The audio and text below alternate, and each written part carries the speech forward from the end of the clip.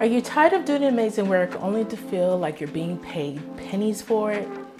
Let me tell you something, you're not alone. But here's the good news, you can change that today.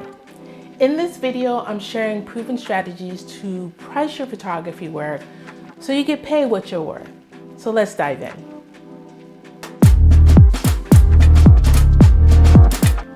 It's time to break free from that mindset and set prices that reflect your talent, effort, and the value you deliver.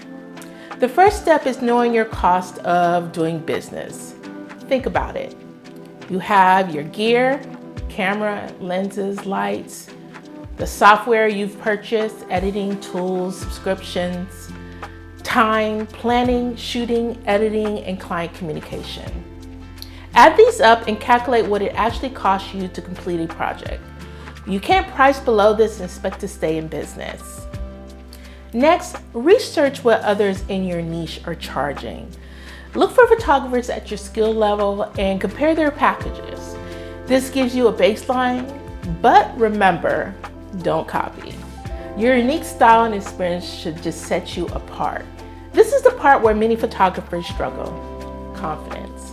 If you hesitate when quoting your price, clients will pick up on it.